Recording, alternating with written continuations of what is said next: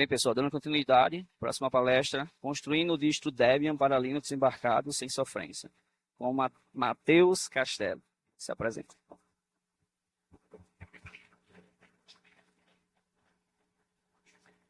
Opa, pessoal, tudo bem? Vamos lá. Nessa palestra eu quero fazer um overview do que a gente tem no mercado hoje. Eu sou baixinho, eu acho que está dando para me enquadrar aqui, né? Se eu ficar por aqui, né? Beleza.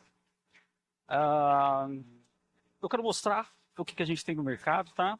Algumas soluções e um projeto aí que eu estou desenvolvendo. Eu achei que seria legal. É a primeira vez que eu vou mostrar ele publicamente, então eu achei que seria legal mostrar aqui para vocês durante a minha DevConf, tá?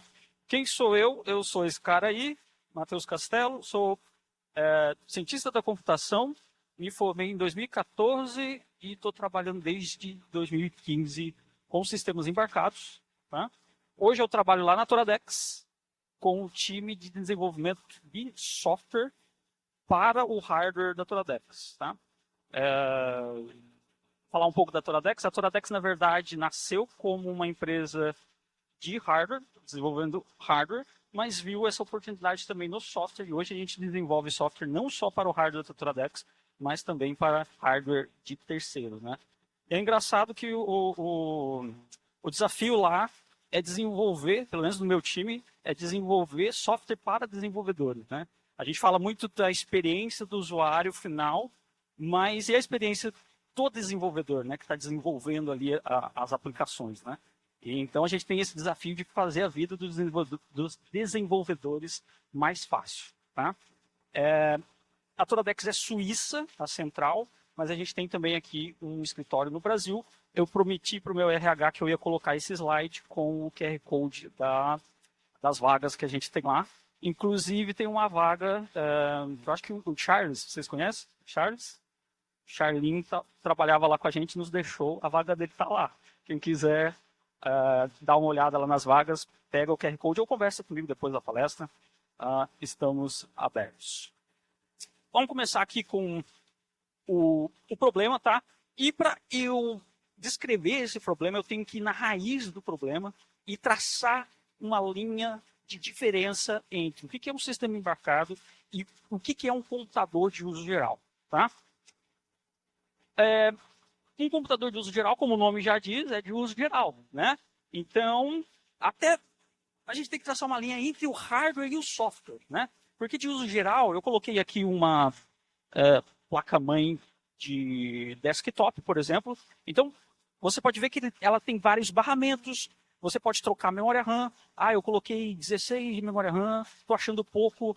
Posso colocar mais slots, até 64, até o tanto que a placa-mãe deixar você fazer esse escalonamento. Mais armazenamento, vou colocar uma RTX 4090, periféricos e blá blá blá. Então eu consigo fazer isso com um hardware para um computador de uso geral. E o software? O que eu vou colocar no que a gente chama de desktop, né? Vou instalar um Debian e nesse Debian eu vou rodar GNOME, que é um desktop environment. E aí, nesse desktop environment, eu vou conseguir rodar várias janelas, multitarefas, né? Eu posso assistir um vídeo ou ver um tutorial, pesquisar na internet enquanto eu edito um vídeo ou edito um documento, né? Então, várias tarefas, N coisas eu posso fazer no computador de uso geral. Agora, do outro lado, no sistema embarcado, e aí começa a complicar, porque essa linha começa a ficar meio tênue entre o hardware e o software de sistema embarcado. Porque se a gente verificar hoje no mercado, pode ter que tenha hardware que foi desenvolvido pensando em um sistema embarcado, mas o cara coloca um software de uso geral. Exemplos. Vamos lá. Vamos começar pelo sistema embarcado, certo? O hardware do sistema embarcado é desenvolvido ou ele os requisitos desse hardware, né, é feito para resolver um problema em específico, certo? Então, eu vou ter processamento, memória RAM e memória de armazenamento. E aí, Charlinho, esse cara aí que eu falei dele. O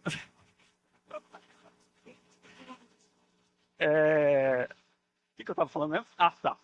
Você faz o hardware do sistema embarcado para um produto específico, para resolver um problema específico. Então ele vai ter um limite, né, apenas para resolver aquele problema. No software, o que eu vou fazer? Eu vou instalar um Debian com Gnome num negócio desse, que vai ser para um problema específico? Não vou fazer isso. Vamos lá dar um exemplo. Aqueles totens que a gente tem em lanchonete, né? Você vai lá fazer o seu pedido num McDonald's da vida, né? Qual que é o propósito daquele treco? É listar os itens da lanchonete, certo? Ter o input do usuário, qual é o lanche que eu quero, bebida, combo, blá, blá, blá. Ele vai somar o pedido, vai receber o pagamento, vai imprimir o comprovante e vai levar aquele pedido para a cozinha. É só isso que ele faz. Você vai rodar videogame naquele negócio? Não vai. Né? Apesar que a gente gosta, né, de rodar Doom em tudo que é hardware. Né? Então, pelo menos um Doomzinho lá eu deixo. Não, mas eu não sei vocês, mas quando eu vou nessas lanchonetes, eu sempre fico passando o dedinho nas arestas assim, da tela para ver se eu consigo sair do aplicativo, né? Porque se o cara, ele dimensionou o hardware dele para um problema específico, mas ele foi lá e colocou um Windows ou um Debian Gnome, que é um desktop environment completo, tá?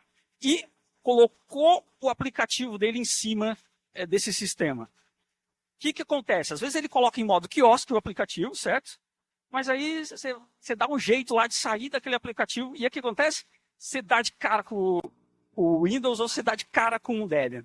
Pronto, aí você tem acesso ao armazenamento do cara, a um terminal, etc. Né? Ou seja, o cara fez ali talvez até não, porque a gente não vê o que tem dentro do treco. Né? Às vezes ele até tacou um desktop lá dentro e a gente não sabe. Mas, dito o exemplo, o sistema embarcado é para um fim específico e o software também deveria ser para um fim específico. A razão de viver dele é listar itens, receber input do usuário, imprimir o pedido, receber pagamento e só isso que ele faz. Tá? Até por razão de segurança. Né? A gente pode perceber que se o cara sair lá, vamos supor que ele entre no terminal e veja a versão do kernel que ele está rodando. Pronto, eu já sei que possíveis tipos de vulnerabilidades eu vou ter para atacar aquele device. Né? Se foi feito da forma correta, se você tentou lá de todos os jeitos, vamos ver, você conseguiu crashar o aplicativo. E ele foi feito específico para aquele problema, ele vai voltar para uma tela completamente preta, sem nada, ou então só um logzinho, mas você não tem como fazer input, nada. Esse foi feito para aquele problema no sistema embarcado. Tá? Espero que eu tenha feito aí essa diferença.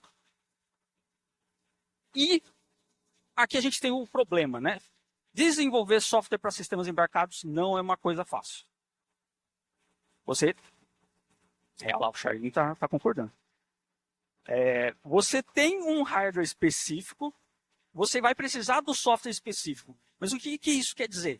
Quer dizer que você vai montar o seu sistema operacional lá de baixo, lá da baixaria, lá do bootloader até o user space, né? E aqui eu coloco nesse macro aqui o BSP, que é o Board Support Package. Geralmente isso o fabricante do seu hardware vai te fornecer, que geralmente é o bootloader e o kernel e os drivers. Então não adianta você pegar o driver do Linus Torvalds, infelizmente. Né? Seria tão mais fácil se todos os fabricantes de hardware fossem primeiro, antes de lançar o seu hardware, né, fossem primeiro lá no upstream e contribuíssem com o seu hardware, com os seus drivers. Seria tão mais fácil a vida, mas não. Ele lança e aí ele te fornece o bootloader e o kernel com drivers proprietários, com o bootloader com um monte de binário, de firmware, porque eles são fabricantes de hardware, cara, é uma desgraça. Eles são muito presos na propriedade intelectual deles e eles não largam o osso por nada, né? E acaba que você vai ter que lidar com esse board supported package que vem do fabricante, e às vezes é versão muito antiga, você tem que fazer port, é um inferno. E aí tem a parte do user space. Agora eu vou ter que desenhar, tá? Eu peguei lá o que vai dar boot, né, no meu hardware, que veio do fabricante. Eu consegui chegar no kernel Linux ali, agora eu preciso do meu user space. Eu vou fazer uma distribuição. O que eu vou tacar aí? Eu vou colocar um Debian com GNOME, que já vem pronto, uma ISO lá, que a gente já tem para fazer download. Eu posso até fazer, mas aí vamos ter aqueles outros problemas. Vou até mostrar uns outros casos aqui. Se você for fazer para um sistema embarcado, específico para um problema, você vai ter que desenhar isso aí também. O que eu quero? Que serviços que o meu problema precisa? Que bibliotecas que o meu problema precisa? Que a minha aplicação vai precisar de dependências, né? Eu vou rodar uma aplicação gráfica, eu preciso de um desktop environment, ou só um compositor gráfico já resolve. Ou eu desenho direto no frame buffer. Tudo isso você tem que desenhar, tudo isso você tem que pensar. Que ferramentas que a gente tem para resolver esse problema? Essa desgraça aí. Alguém aí já ouviu falar de Yocto? Aí, ó, Charlinho já. Charlinho chora, né? A gente chora quando a gente mexe com esse negócio.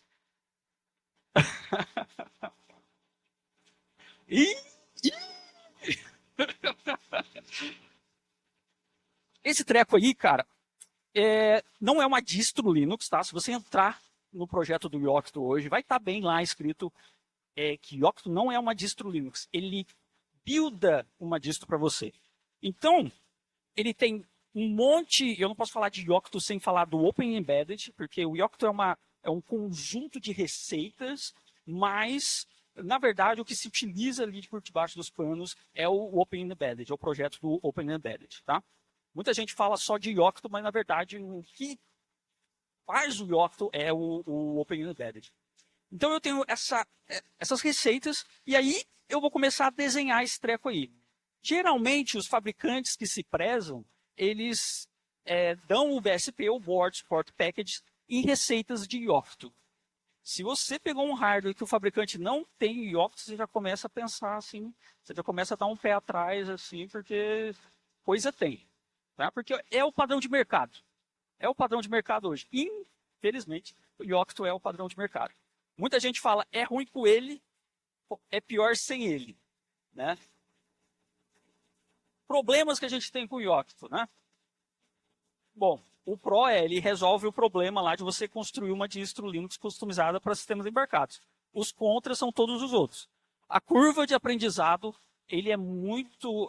você tem que ter um conhecimento de Linux muito bom e de Open Embedded também. Tem várias formas. O Open Embedded é um projeto bem antigo e eles foram colocando features, e acaba que há N maneiras de você fazer alguma coisa.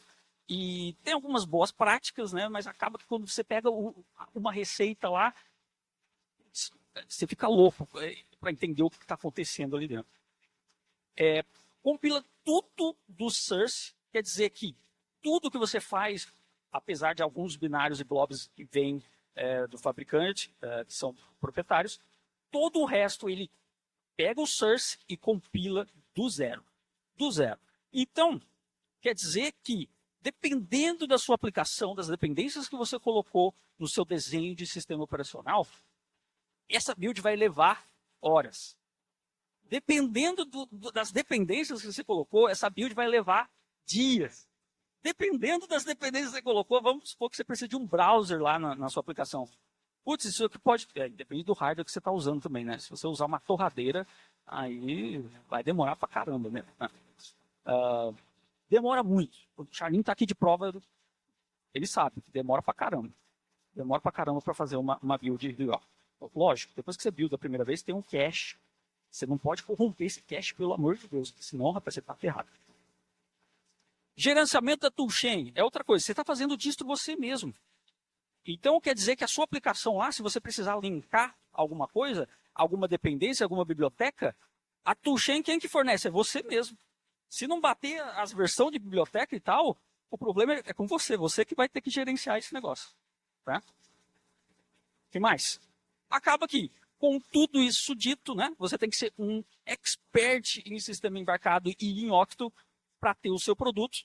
Geralmente, startups, empresas menores, não têm o poder, né, monetário de ter um time grande, um time que só trabalha com sistema operacional, e acaba que o time to market, que a gente fala, né, o tempo para o seu produto chegar ao mercado, para você ter o seu produto para vender, para chegar no usuário final, fica muito alto, né?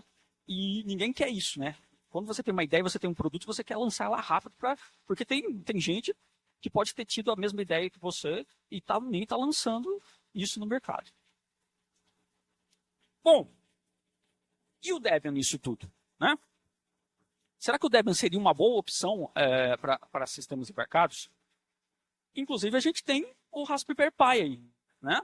Que é um sistema embarcado, tudo bem, a gente tem que colocar ele no lugar dele, que ele é um sistema embarcado de prototipação, ele foi feito pensando em educação, inclusive, né, para que sistemas embarcados ficasse mais acessível para as pessoas, certo? Então, isso aí, lá na Inglaterra, isso aí vem junto com um cafezinho. Você toma um café lá, vem uma Raspberry junto. Né? É muito barato esse negócio aí. É muito barato. Então, meio que virou padrão de mercado o Raspberry Pi. E o que acontece? Com isso, a Raspberry Pi fornece o Raspberry Pi OS, que é baseado em Debian. Certo? Então, o que o pessoal faz? Isso aqui é muito comum de ver no mercado. Não é... Eu não tirei isso da minha cabeça. Eu vi gente fazendo isso aqui. O que o pessoal faz? Isso aqui é muito barato, né? Eu tenho uma ideia. Eu tenho um produto. O que eu faço? Eu faço uma caixinha bonita, coloco esse treco lá dentro. Coloco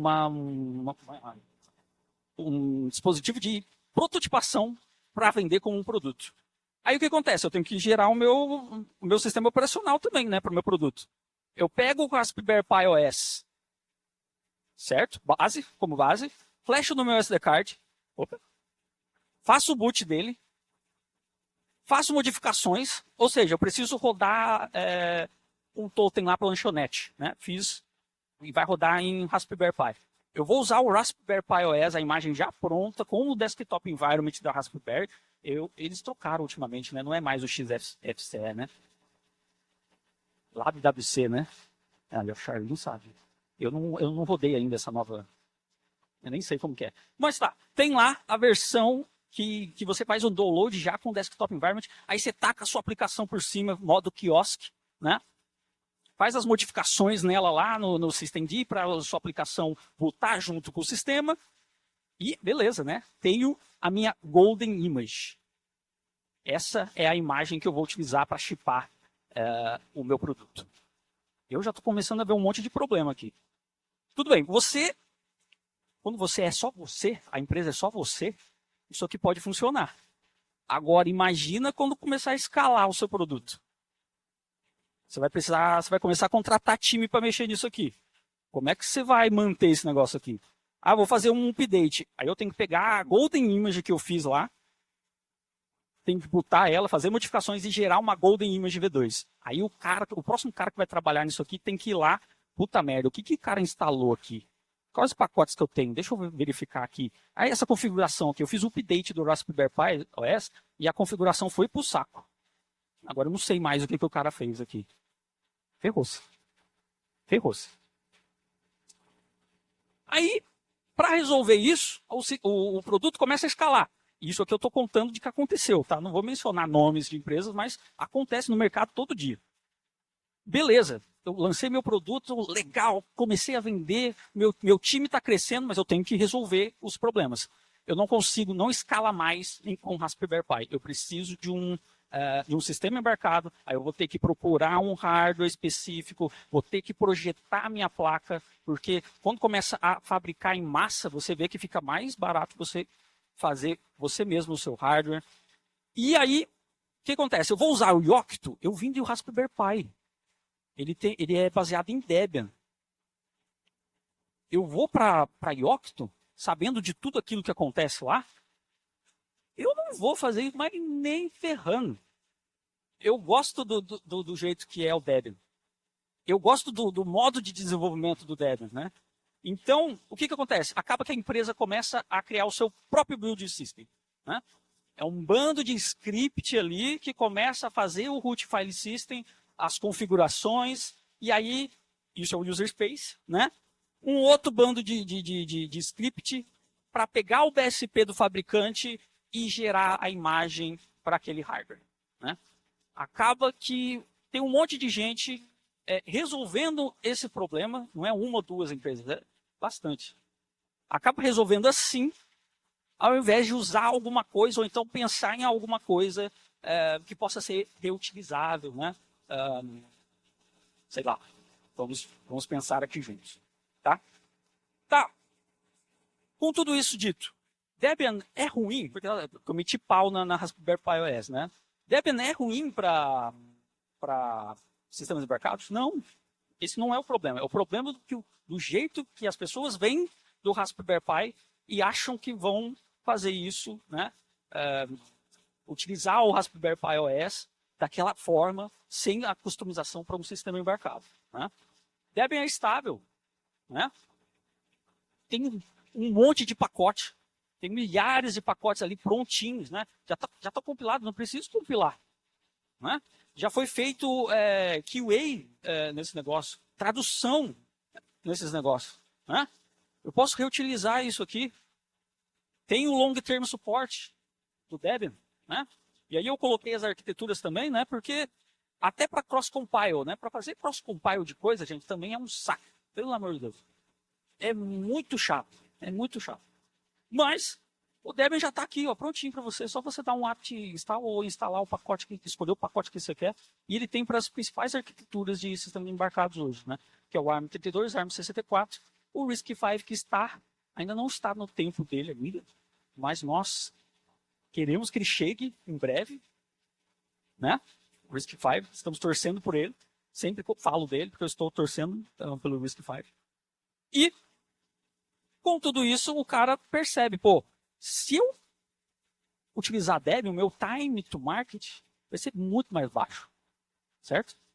Eu vou desenvolver em cima de coisas que já foram testadas, já teve qualidade em cima, tem um long suporte, eu posso fazer o update desses meus pacotes e fazer a minha customização em cima do Debian. Agora, o problema é que ferramenta que eu vou usar para criar a minha imagem para o meu sistema embarcado. The Bootstrap pode ser uma opção, certo? É uma ferramenta padrão do Debian e tal. Ele gera o user space para mim. Só que tem um problema, ele não resolve as externalidades, que é o quê? O Board Support Package, né? A forma que o fabricante espera que a imagem esteja flechada no armazenamento. Porque tem fabricante até que você tem que usar a ferramenta proprietária dele para flechar o armazenamento, porque as primeiras seções do disco, alguma coisa assim, tem que estar com uns bits lá e etc. Umas coisas loucas assim, né? E acaba que eu vou ter que usar o The Bootstrap, que geralmente é o que o pessoal faz aqui. Ele usa o The Bootstrap com outros scripts junto para rodar e fazer o root file system. Né? Ele pode ser utilizado, mas falta algumas coisinhas nele. Temos o Devos, né? Quem já ouviu falar do Devos? Temos algumas aqui, tá? Eu fiquei sabendo depois que eu comecei a fazer a minha. Então, eu até gostei bastante do Devos, tá? Ele tem essas receitas, ele utiliza o The Bootstrap até por debaixo dos panos e faz o root file system e resolve as externalidades que são do fabricante, etc. Tá? Utiliza o QEMU User, então não precisa da cross-compilação assim propriamente dita, né? Ele vai utilizar o emulador ali por debaixo para compilar nativamente, novamente, entre aspas, e se a gente entrar aqui dentro do QEMU User, vai ser outra palestra. Então, vamos para o próximo. E tem chamadas de scripts. Isso eu achei bem bacana, né? Porque você tem como documentar como que você está montando lá aqueles blocos, né? Como é que você está montando a imagem final, como é que pacotes que você está instalando, comandos para configuração e etc. nesses arquivos YAML. A única coisa que eu não gostei no Devils é que ele mistura os metadados com lógica. Então acaba que o YAML ali, eu acho que eles deram uma... YAML é legal para metadados, mas acabou que eles colocaram um monte de if, um monte de coisa lógica dentro, e aí ficou meio confuso. Tem esse Apertis aqui, né? Que é o Ready to Use End-to-End Open Source Software Infrastructure, que é uma plataforma que tem um sistema operacional que utiliza Devils como base, e aí você consegue dar uma olhada lá no Apertis dos exemplos dele. Ele tem até um sistema que é o S3, né, baseado no S3. Aí você pode ver lá os YAMLs das receitas. Tá? E aí tem o Gaia, que é o que eu quero mostrar para vocês, que é o projeto que eu estou desenvolvendo hoje. Tá? Ele tem o que é chamado de cookbooks. Então, o que eu quero resolver? Eu quero resolver aquela forma de documentar e gerar a imagem final, certo? Então, eu tenho esses cookbooks. Esses cookbooks são arquivos JSON que têm essas propriedades aqui. E eu acho que é mais fácil eu mostrar para vocês. Olha, buildou. Eu estava buildando isso aqui e enquanto eu estava assistindo a palestra do Moisés. E aí acabou a bateria no meio do negócio. Aí eu pensei assim, porra, vai corromper tudo o meu cache. Aí eu tô fudido. Ainda bem, deu certo. Eu não sei, deve estar meio pititim para vocês, né?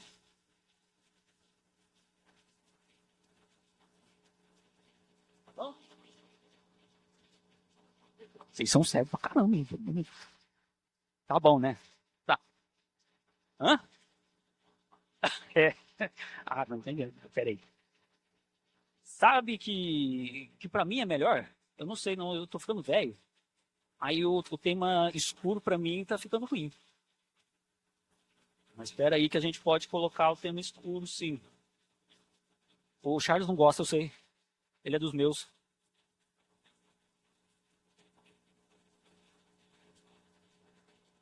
Aí, pronto. Agora vocês não vão me xingar tanto. Tá. O que acontece? Eu tenho aqui o Gaia Core, que é o cara que vai fazer o parse desses JSON, tá? E aí aqui eu tenho o Cookbook, que é o livro de receitas. Vamos pegar aqui, por exemplo, ó, uma receita, não, receita do kernel, Linux. Então eu tenho o Linux JSON, tá? Que descreve aqui algumas propriedades, tipo source. Da onde que eu vou pegar o código-fonte desse kernel aqui? Vai ser lá do GitHub Torvalds Linux. Ele suporta ARM64 e AMD 64 Intel, né? Pega os hashes da onde que eu vou apontar o source, né? Qual é a revisão que eu quero do código? Dependências para o host. Então ele já lista aqui. Quando você rodar isso aqui, ele já vai começar a instalar dependências para o host.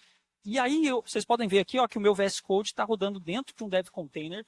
Eu gosto de sempre usar um dev container, porque aí você não mistura o seu Debian que você está utilizando no seu dia a dia com o seu ambiente de desenvolvimento aqui do seu sistema operacional. Então você pode instalar sem dó nem piedade todas as coisas que você coloca aqui no host deps, tá? Target deps. Esse aqui, ó, Linux não tem nenhum target dep. Putz, deixa eu pegar um outro exemplo. O init é o init RFS, né? E aqui você pode fazer umas loucuras dessa, tipo colocar um init RFS com PHP. Quem que é o maluco que faz isso? Eu fiz só para testar, tá? Não uso isso não. Recipes como? O hostname, por aqui. Pô, também não tem nenhum target. Mas aqui eu seto environments também. E é interessante que de etapa para etapa, o que eu compartilho durante a build são environments, né? Todas as receitas que ele tem, e eu acho que lá no Oh, meu Deus. Aqui nesse slide tem todos os caras que são receitas. Ai, meu Deus. Aqui. Ó, o fetch recipes, patch recipes, build recipes, todos esses caras são scripts. Né? Então, se você colocar um executável ali, um script que é executável, ele vai rodar. Então, cada script, cada etapa, cada recipe, ele é desatachado, vamos dizer assim.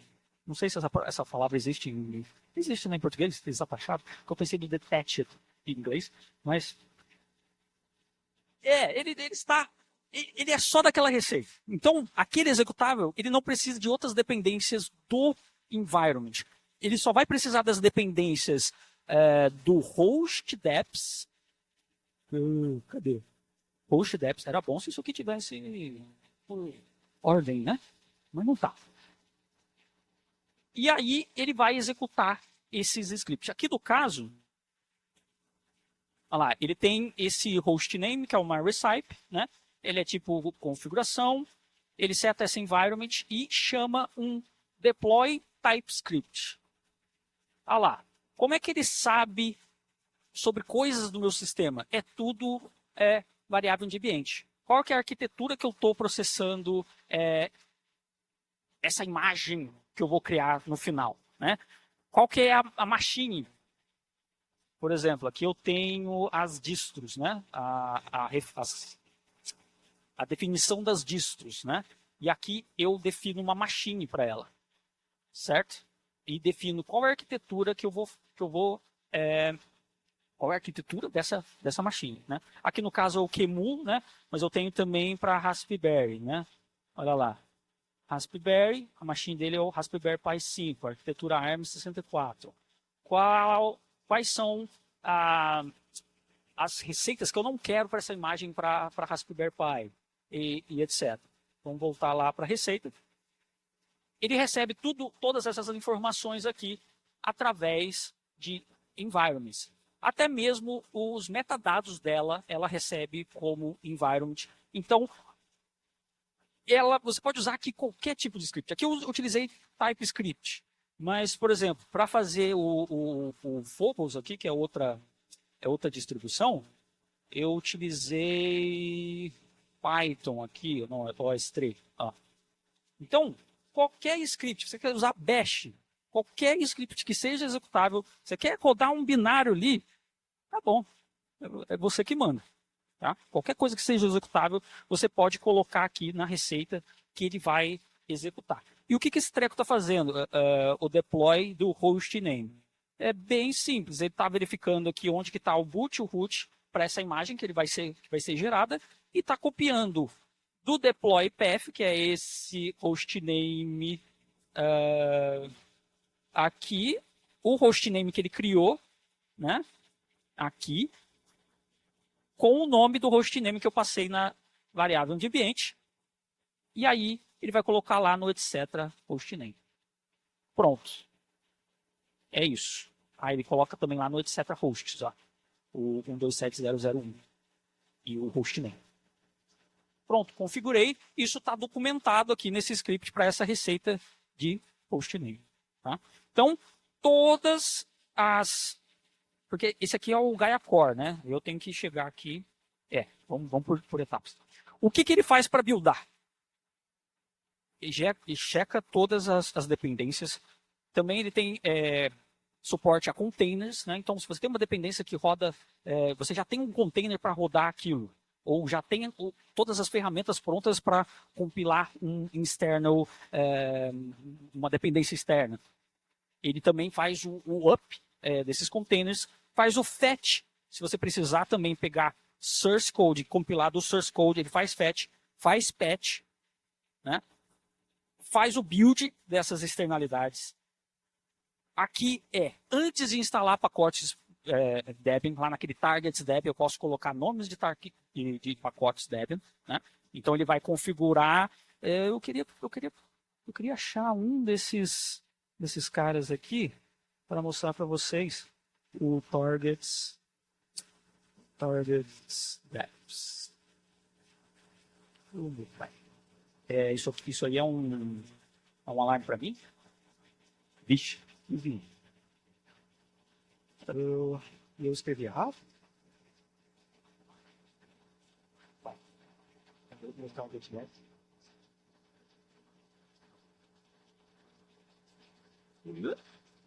Aí, ó, o fast fetch tem target depth. Então, quer dizer, olha só, o tanto de host depth que eu preciso para fazer o build do source, do fast fetch, e o que eu preciso para rodar o fast fetch. O DRM eu nem precisava, na verdade, mas eu queria pegar informações da minha GPU, então eu instalei o libdrm2, né?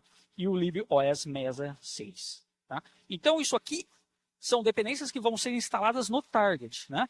Que são dependências do recipe do fast fetch. Né? Olha, o fast fetch é bem completo aqui. Ó. Ele tem, porque eu compilo ele do source, então eu tenho rush, dependências do rush, eu compilo ele dentro de um container, tenho receita para fazer o fetch do source, o build do source. Olha só. Cadê? Ué. Cadê o fast fetch? Ele tem um build SH aqui, mas cadê o build SH? Não sei. Ué.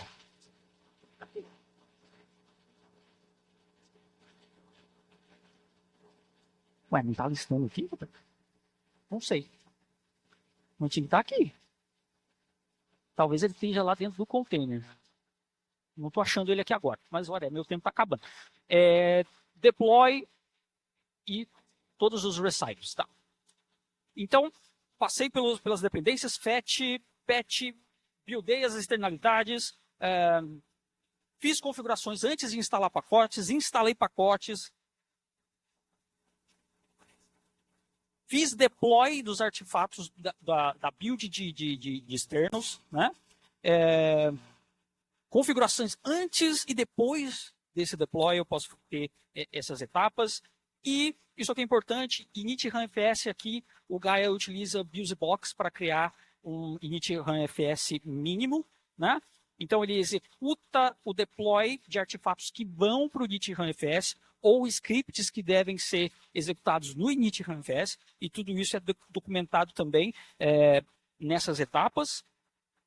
Por exemplo, se eu vier aqui, recipes common, recipes init, lá, meu init runfs BusyBox, olha lá, ele tem init runfs recipes. Então isso aqui vai ser rodado para o init runfs. Então até a criação do meu init runfs, você pode customizar e de uma certa forma documentar aqui utilizando o Gaia.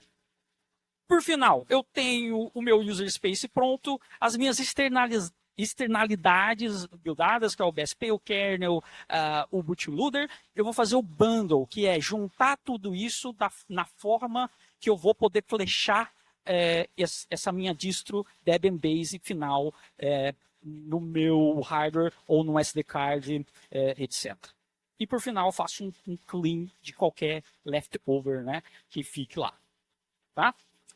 Tem alguns. A ideia é ter alguns recipes prontos para você chegar e fazer que nem no Yocto, né? Pegar essas receitas de coisas que são utilizadas todos os dias por sistemas embarcados, tá? Isso aqui é muito legal que a gente tem, que isso aqui eu também roubei do Yocto, que no Yocto tem essa noção de layers, e aí tem esse override das layers. Então você consegue, por exemplo, eu tenho o Deimos e o Phobos. O Deimos é a distro referência e o Phobos é uma distro que é o S3 based. Então, quando eu for usar o hostname, eu não quero utilizar o mesmo nome de hostname. Então eu vou pegar, mas eu não vou reescrever a receita. Eu vou no metadado, vou falar para ele, olha, a prioridade do meu metadado do Phobos é maior, tá? Então, o que ele vai fazer? Merge true. Tem essas duas coisas. Eu vou dar a prioridade mais alta e vou falar para ele que ele tem que fazer o merge desses metadados.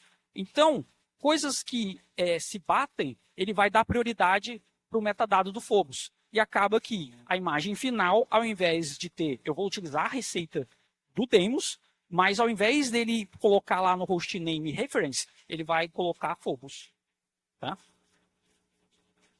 Aqui também o outro caso, ó, do Linux, por exemplo. Aí eu quero Para referência, eu compilo para QEMU x86 e QEMU ARM. E aí eu tenho receitas para o NXP, para a NXP, que é uma fabricante de hardware. Então eu utilizo a mesma receita do Deimos, mas coloco a prioridade dele do NXP mais alta e mudo a referência que eu quero do source code e ainda coloco aqui um deploy para o device tree que é específico das máquinas da NXP. E aí ele faz o merge disso e vai gerar para mim um kernel com device trees para o NXP. Tá? Como eu disse, Deimos é a referência. E o Phobos é o S3 Managed e gera uma imagem que é Toradex, né, que é Horizon suportada, que aí você pode fazer o Sigur over-the-air updates e também ter o acesso remoto seguro. Tá? Bom, teria uma demo time, mas eu acho que eu estou sem tempo. Eu acho que é melhor ir para as perguntas.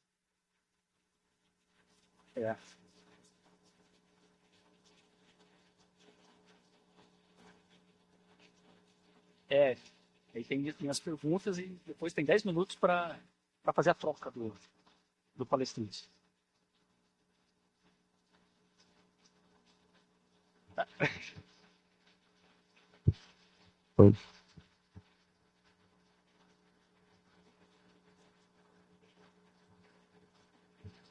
Esse aí é o QR Code para o meu Linktree, tá? Que tem as minhas redes sociais. Então, se você quiser seguir lá, me seguir nas redes sociais, fique à vontade. Perguntas, alguma coisa?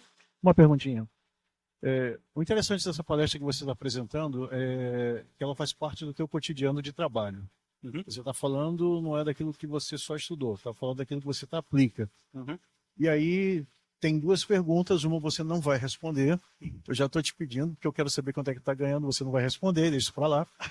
E a segunda é a seguinte, com o tempo que você tem de experiência de mercado, qual é o caminho que uma pessoa deveria seguir para trabalhar com o que você está trabalhando?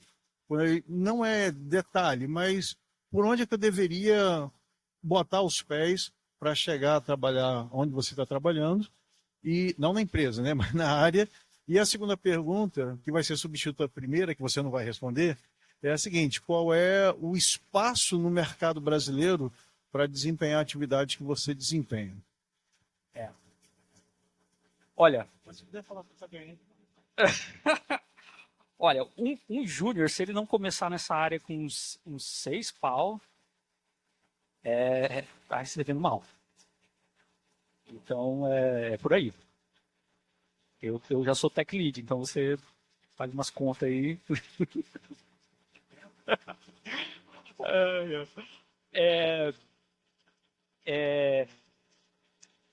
Aí, a pergunta, né? Quando eu comecei nessa área, eu não queria fazer isso. Foi engraçado, porque quando eu não queria fazer isso. Porque logo que eu saí da faculdade, todos os meus estágios e tal foram na área de web.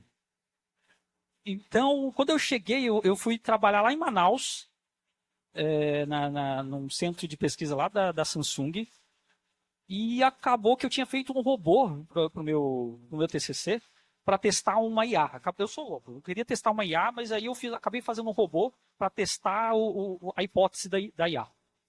E aí os caras viram isso no meu currículo e falaram, pô, acho que você casa em kernel, para desenvolver kernel para sistema embarcado para Android.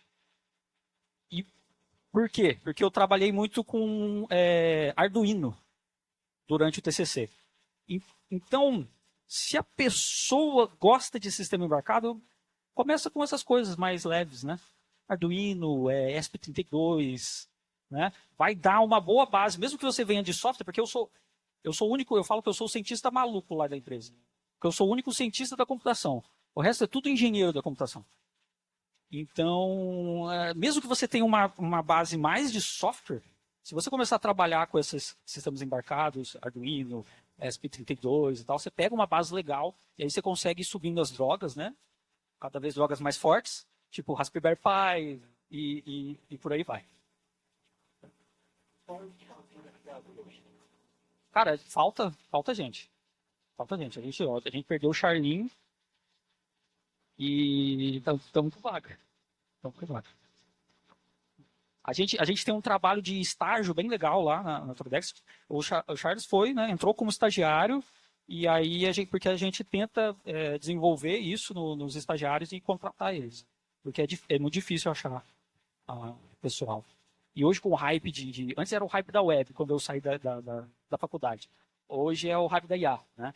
Então, ninguém dá muitos olhos para isso aí. E tem muito problema legal ainda para resolver.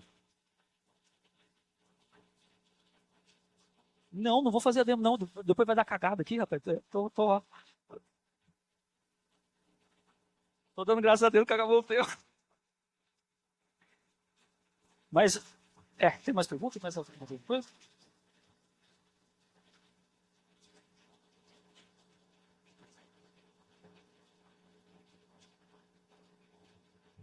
Oi, obrigado pela palestra, foi muito interessante. Você provavelmente conhece o XKCD 927, que tem, tem o título Standards, né? Da última vez que fizeram um survey de ferramentas para criar imagens no Debian, tinha mais de 10.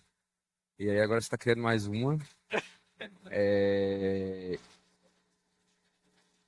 O quanto isso é um projeto divertido e o quanto você pretende realmente continuar mantendo essa, sendo que a maioria das outras já tem uma galera, uma comunidade contribuindo, e essa Debos, inclusive, é bem interessante, que você falou. Essa é uma boa pergunta, porque o Devos realmente é bem interessante, né? Quando eu conheci o Devos, eu já estava fazendo a minha, então gostei de algumas coisas, até copiei outras coisas, né?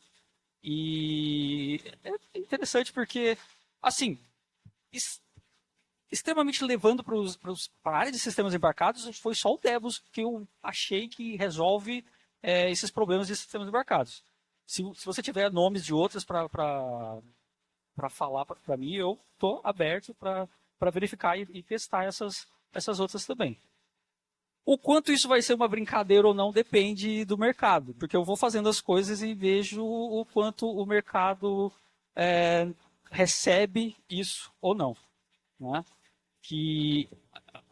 Por exemplo, a referência do Phobos, que é para a Toradex lá, para a plataforma de update da Toradex. Se isso tiver algum retorno, né, de gente querendo usar e contribuir, talvez vire alguma coisa. Tanto que está muito do começo ainda, né? Eu estou mostrando aqui para compartilhar com vocês, mas como você disse, não sei ainda o quanto isso vai ser uma brincadeira e o quanto isso vai ser algo de mercado, né?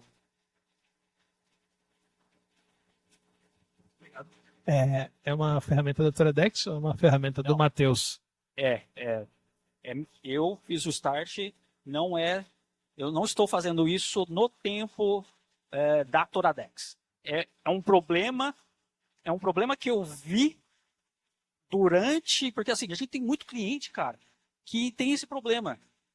A gente vende o hardware lá, e aí a gente tem formas de facilitar o desenvolvimento do software para esses clientes. Mas acaba que eles têm muito problema ainda com a base, que é o Yocto. A gente tem o Torizon, que é o sistema operacional, e como é que a gente resolve esse problema? A gente dá containers Debian-based para os caras desenvolver como se fosse um Debian.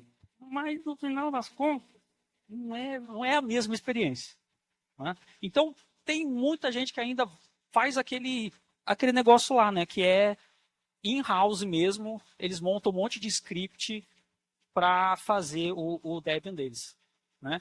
Então, eu vejo ainda no mercado, às vezes até um problema do Devos não ser tão forte em divulgação. Porque eu acho que ele teria bastante entrada com esse pessoal. Eu acho que eles não divulgam muito bem o Devos. Mas tudo open source, está em MIT, não é nada Toradex, não é nada vendor lock-in, nada. Concordo. Não, quando eu até mostrei para eles internamente porque rapaz, não é melhor não falar. Mas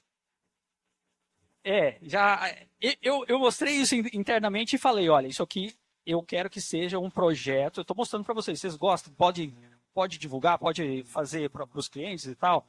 Mas é um projeto open source, é free software, que eu vou manter. Tem GitHub/Gaia Build System. Certo?